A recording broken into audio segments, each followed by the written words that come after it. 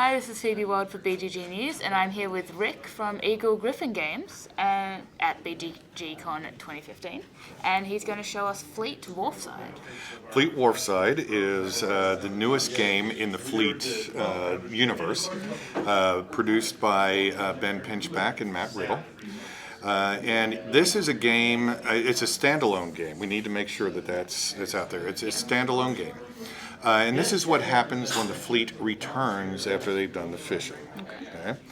So the game is played in two different ways. You can do one of two actions on your turn. Ultimately, what you want to do is be the first person to get 5 contracts. Once those 5 contracts are gotten, then you score, and whoever has the highest score at the end of the game wins. Okay?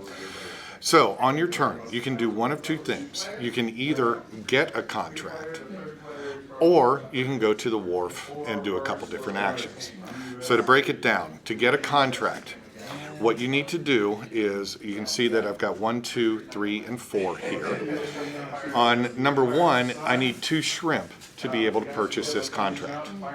And 2, I need 2 king crabs to get this contract, 3 swordfish to get this contract, or I need 4 oysters to be able to get the highest victory point card of this stack.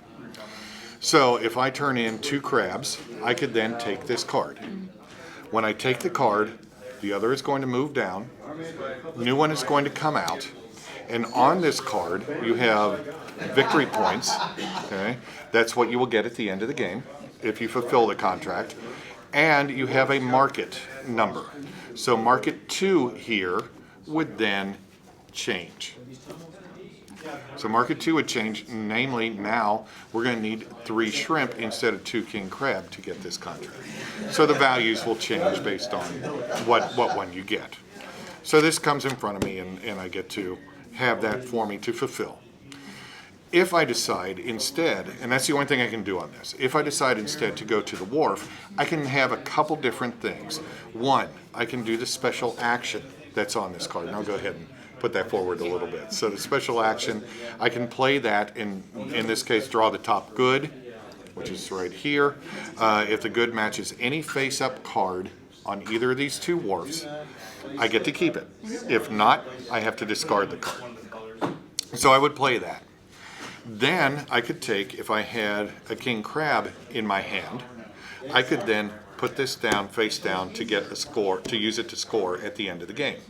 Now what this is also doing is taking it out of my hand, so I'm going to have trouble fulfilling a contract or forgetting a card. Okay, so I've got to decide if I want to do that. The other thing is, I can take up to 2 cards. This one that I drew needs an oyster, a swordfish, 2 shrimp, and another oyster. So I could take an oyster and a swordfish if I had them in my hand, put them under the contract in preparation for fulfilling that contract.